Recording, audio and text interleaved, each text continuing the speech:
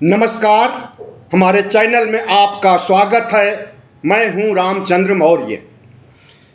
साथियों, 21 राज्यों के 102 सीटों पर पहले चरण का मतदान आज संपन्न हुआ और ताजुब की बात यह है कि नॉर्थ ईस्ट, साउथ और बंगाल में बम्पर वोटिंग हुई, लेकिन मध्य भारत में या यूं कहें कि हिंदी बेल्ट में जिस तरह से कम वोटिंग हुई, अपने आप में चिंता का विषय है।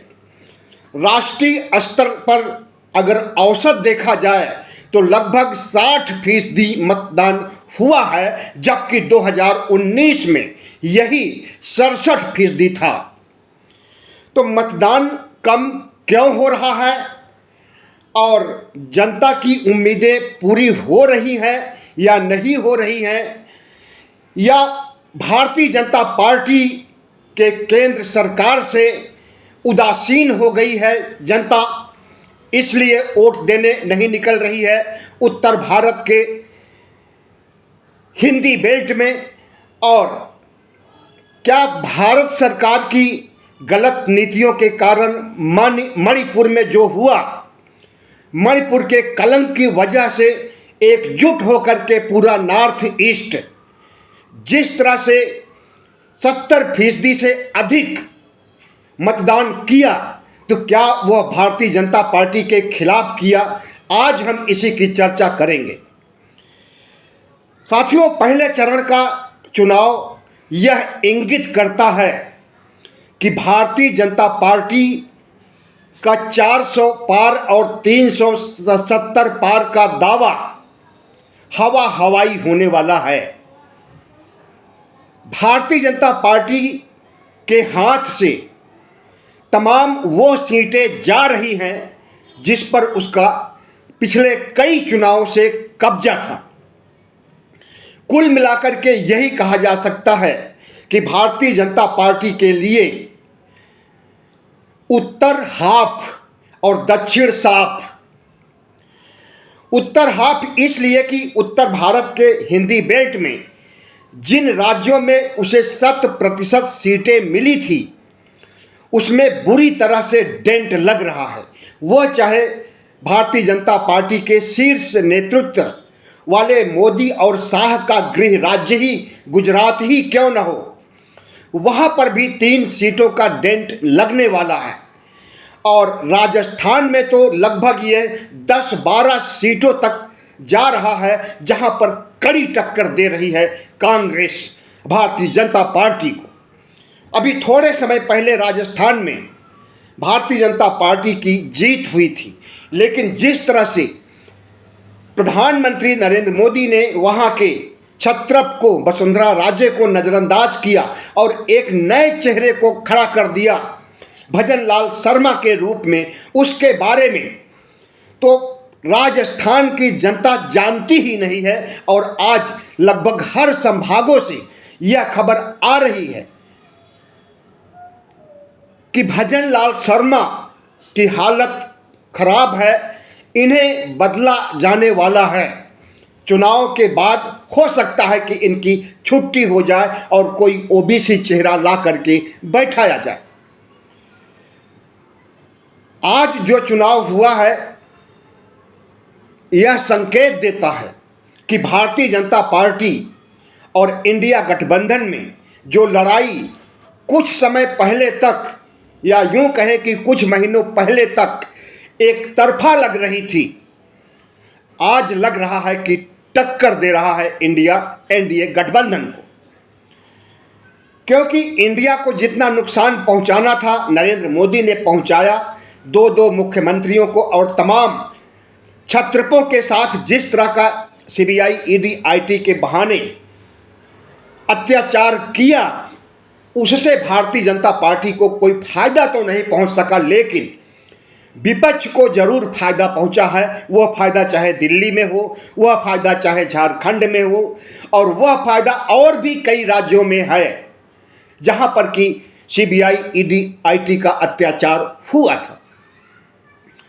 दिल्ली में अरविंद केजरीवाल की गिरफ्तारी के बाद दिल्ली से जो बातें छन छन करके मतदाताओं के बीच से आ रही है, उससे लग रहा है कि दिल्ली में भारतीय जनता पार्टी का पूरी तरह लोकसभा चुनाव के मद्देनजर सफाया होने वाला है। जहां 7 सीटें पूरा का पूरा हासिल कर लिया था नरेंद्र मोदी 2014 में, 2019 में, इस बार एक भी सीट के लाले पड़े हैं।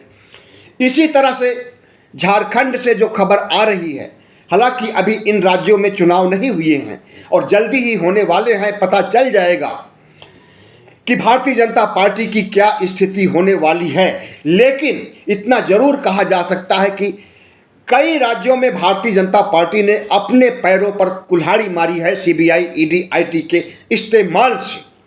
वह झारखंड है, वह दिल्ली है, और वह मध्य प्रदेश है, वह महाराष्ट्र है, और बिहार भी कुछ हद तक माना जा सकता है, जब तेजस्वी के खिलाफ मुकदमा होता है, और उस समय का मुकदमा जब तेजस्वी नाबालिग थे।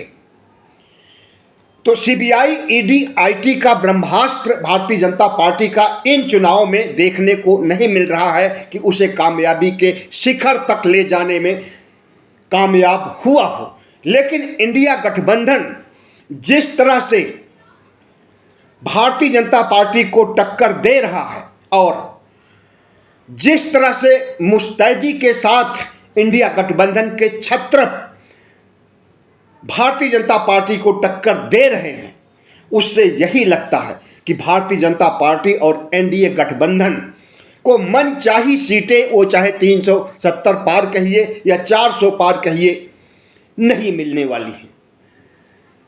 बिहार में हालात ये हैं कि लगभग 10% वोटिंग कम हुई है। बिहार के लोग पलटू राम उर्फ नीतीश कुमार से नाराज लग रहे हैं और 39 सीटें 40 में हासिल किया था नरेंद्र मोदी और नीतीश कुमार ने मिलकर के 2019 में। तो अगर 10% वोटिंग कम हो रही है तो यह किस बात का संकेत है? आप अच्छी तरह से समझ रहे हैं कि पलटू राम के समर्थक जो इन्हें वोट दिया करते थे, वे लोग वोट देने नहीं निकले। इसी तरह से भारतीय जनता पार्टी को डेंट लगाने वालों में सबसे बड़ा कारक आरएसएस है। चुनाव आज हुआ है, लेकिन लगभग 1 महीने पहले से यह खबर वायरल हो रही थी कि मध्य प्रदेश के 5 सीटों पर आरएसएस बीजेपी को, ताजुब की बात है, बीजेपी को हराने का मन बना चुका है और भारतीय जनता पार्टी की केंद्र सरकार के खिलाफ मुहिम चला रहा है। आज 19 अप्रैल को वह मुहिम साकार होते हुए दिख गई, जब आरएसएस समर्थित कई राज्यों में, जिन 21 राज्यों में चुनाव हुआ है, वहां पर आरएसएस के प्रचारक वोट दिलाने के लिए या वोट दिलाने के पहले प्रचार करने के लिए भारतीय जनता पार्टी का नहीं निकले। जिस तरह से वोटर उत्तर भारत में 40 डिग्री सेल्सियस की गर्मी को बर्दाश्त नहीं कर सके और नहीं निकले, उससे यही साबित होता है कि भारतीय जनता पार्टी के लिए खतरे की घंटी बज रही है। और जब उसका सबसे बड़ा संगठन आरएसएस हाथ खींच लिया है ऐन वक्त पर, चुनाव के समय,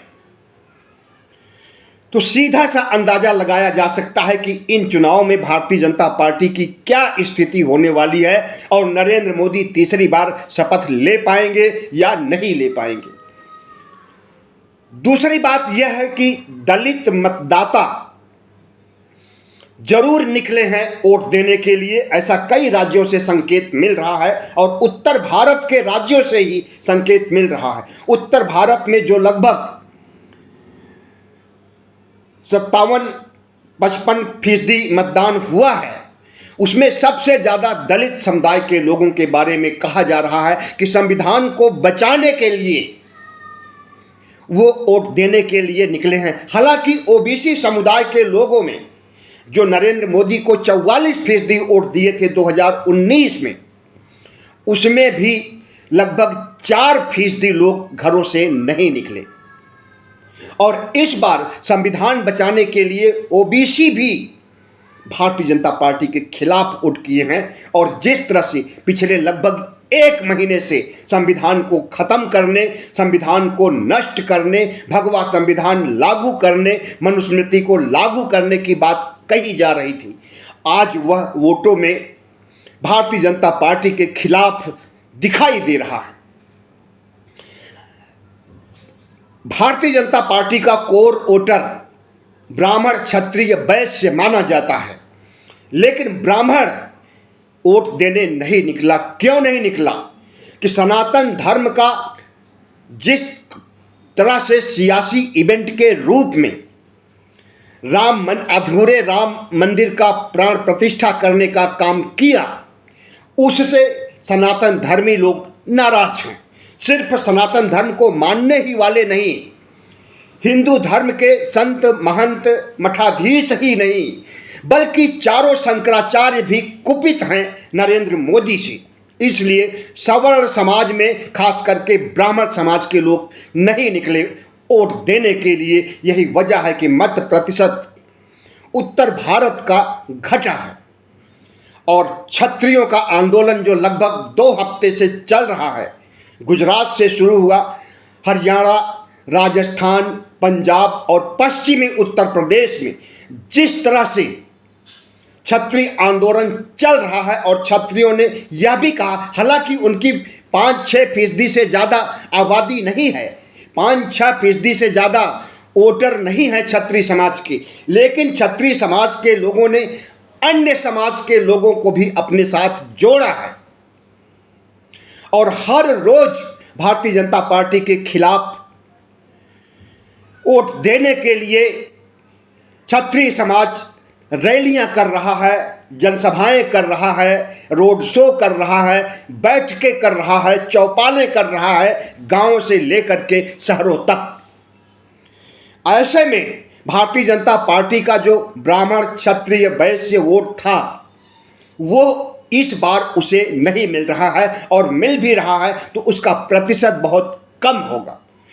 अगर माना जाए कि 15% वोट ब्राह्मण क्षत्रिय समाज से आता है, तो हमें लगता है कि जिस तरह से ब्राह्मण वर्ग और क्षत्रिय वर्ग नाराज हुआ है, उनका वोट 1% या 2% से ज़्यादा नहीं आने वाला है। और वैश्य समाज भी जिस तरह से जीएसटी के बाद, नोटबंदी के बाद उसकी पतली स्थिति हो गई है, वो भी नरेंद्र मोदी से खफा है।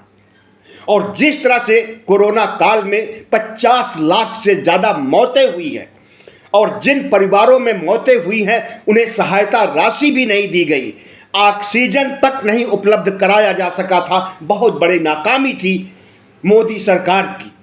और 2020 में जो आपदा ये कोरोना की आई हुई थी, उसके बाद जिन परिवारों में लोग मारे गए हैं, उनके परिजन और उनके रिश्तेदार पहले से मन बना चुके हैं कि इस सरकार को हटाना है, जो हमारे लोगों को बचाने के लिए ऑक्सीजन तक नहीं मुहैया कर पाई थी। यही वजह है कि ब्राह्मण, क्षत्रिय, वैश्य ही नहीं बल्कि कोरोना परिवार में मारे गए लोगों के वोट भी नहीं मिल रहे हैं, उनके परिजनों के, रिश्तेदारों के वोट भी भारतीय जनता पार्टी को नहीं होने वाले। तो आज जो चुनाव का प्रतिशत सामने आया है, उसमें 60% माना जा रहा है कि राष्ट्रीय स्तर पर चुनाव हुआ है। और इसमें ताजुब की बात यह है कि हर बड़े राज्यों में वोट प्रतिशत में कमी हुई है। तमिलनाडु से शुरुआत करते हैं। तमिलनाडु में 62% वोट पड़े हैं। 2019 में यहाँ 72% वोट पड़े थे।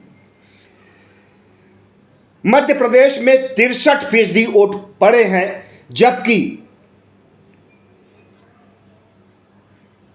लगभग 7% वोट ज़्यादा थे 2019 में।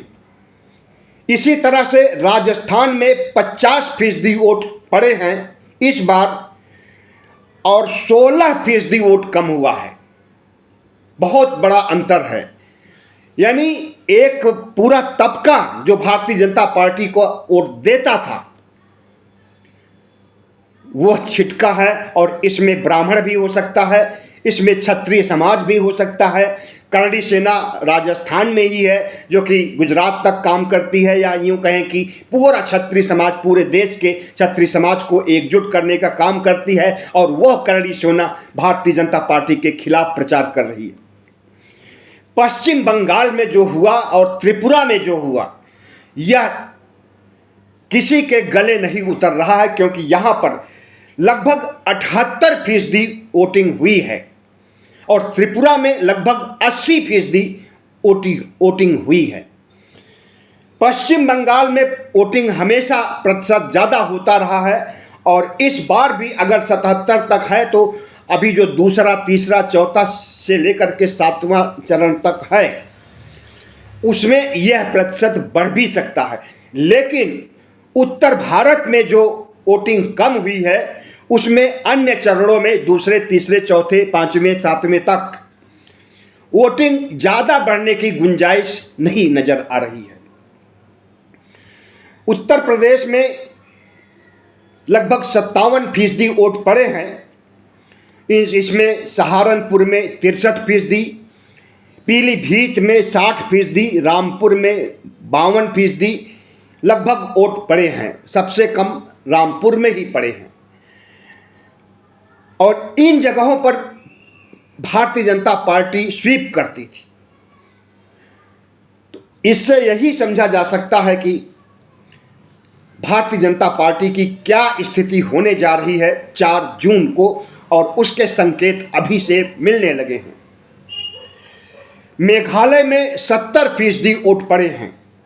मणिपुर में भी भारी वोटिंग हुई है, और मणिपुर का कलंक जो भारतीय जनता पार्टी के खिलाफ था, वह पूरे नॉर्थ ईस्ट में देखने को मिल रहा है, क्योंकि पूरे नॉर्थ ईस्ट में बम्पर वोटिंग हुई है, और सब लोग नरेंद्र मोदी को हराने के लिए, भारतीय जनता पार्टी को हराने के लिए, वोट देने के लिए एक मुश्त निकले हैं।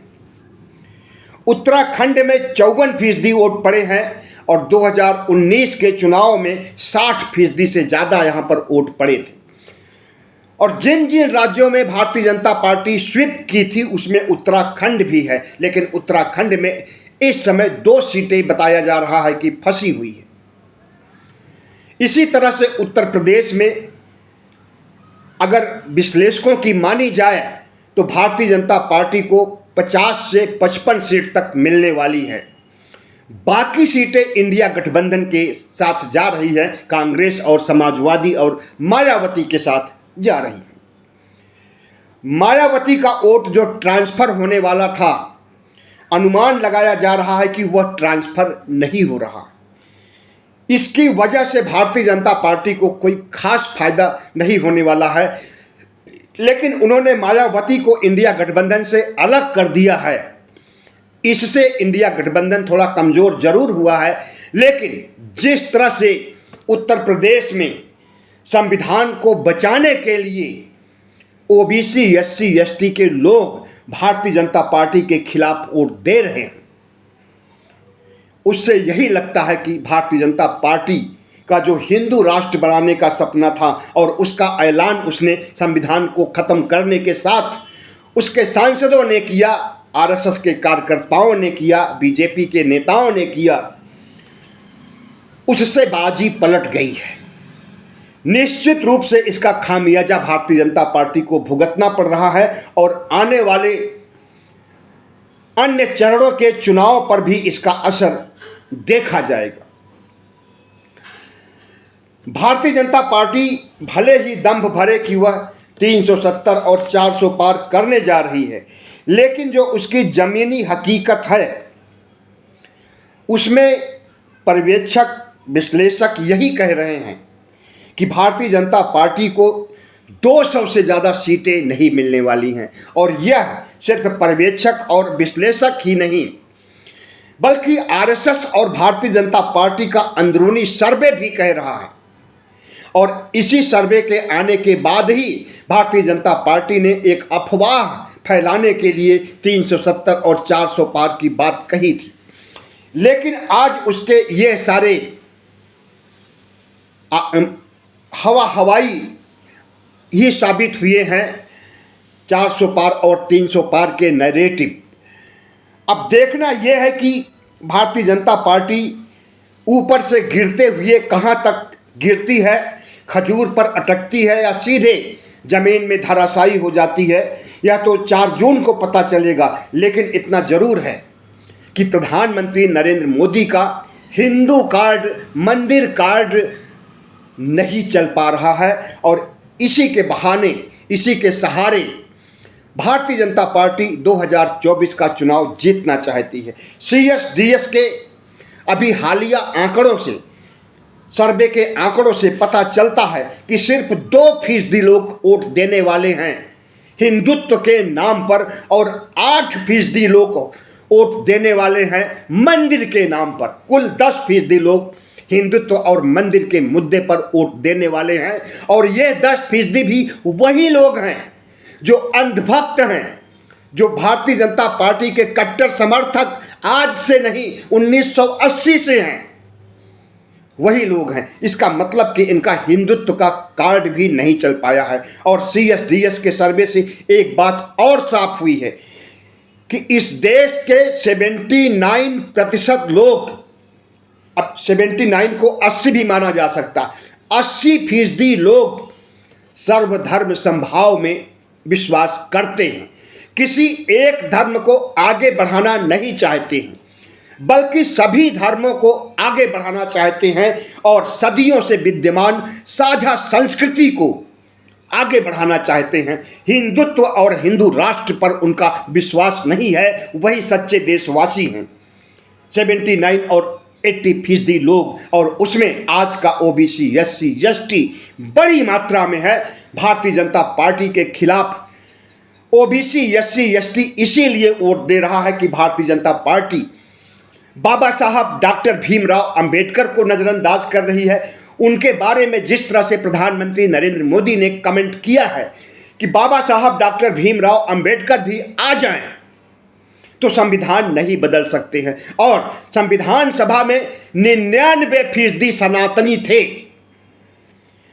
आज के चुनाव को जीतने के लिए संविधान सभा के लोगों को सनातनी बता रहे हैं नरेंद्र मोदी। कौन नहीं जानता है कि इस देश में 80% सनातनी और तथाकथित हिंदू हैं। आज से नहीं है, आज़ादी के पहले से। कौन नहीं जानता है कि इस देश में 80-20 का खेला शुरू हो गया है पिछले कई चुनावों से। और उत्तर प्रदेश में 2022 के चुनाव में अच्छी तरह से 80-20 का खेला देखा गया था। लेकिन आज वह 80 सर्वधर्म समभाव में विश्वास कर रहा है CSDS के आंकड़ों के अनुसार। और CSDS कोई व्यक्तिगत संस्था नहीं है, कोई पत्रकारिता की संस्था नहीं है, केंद्र सरकार के अधीन एक एजेंसी है, सर्वे एजेंसी है, जिसको फंडिंग करती है केंद्र सरकार। अगर केंद्र सरकार द्वारा फंडिंग की गई एजेंसी कहती है कि 80% लोग सर्वधर्म समभाव में विश्वास करते हैं, तो नरेंद्र मोदी कितना भी हिंदुत्व और मंदिर को महिमा मंडित करके वोट मांगना चाहें, उन्हें नहीं मिल पाएगा। और आज भी प्रधानमंत्री नरेंद्र मोदी ने कांग्रेस को इसी बात को लेकर के घेरा कि प्राण प्रतिष्ठा के समय ये लोग मंदिर में नहीं आए थे, ये लोग राम के विरोधी हैं। लेकिन इसका असर जनता के बीच, वोटरों के बीच देखने को नहीं मिल रहा है। तो 2024 के चुनाव में क्या होने वाला है, आहट मिल रही है। और जो आहट मिल रही है वह इस देश के संविधान को बचाने की आहट मिल रही है, लोकतंत्र को बचने की आहट मिल रही है और तथाकथित हिंदू राष्ट्र से मुक्ति पाने, जिसका कि नैरेटिव फैला रखा था पूरे देश में कस्में खाई गई थी कि हिंदू राष्ट्र बनाने के लिए मार डालेंगे, काट डालेंगे, बलिदान देंगे, बलिदान लेंगे, नरसंहार करेंगे। यह नैरेटिव इनका काम नहीं आ रहा है। और आज इस देश की जनता धर्मनिरपेक्ष मूल्यों को समझ रही है और उसके अनुसार वोटिंग कर रही है। और अगर संविधान को बचाने के लिए, लोकतंत्र को बचाने के लिए वोट पड़ रहे हैं, तो यह समझ लीजिए कि नरेंद्र मोदी को हराने के लिए वोट पड़ रहे हैं। बहुत बहुत धन्यवाद। हमारे चैनल को सब्सक्राइब कीजिएगा, लाइक कीजिएगा और शेयर कीजिएगा।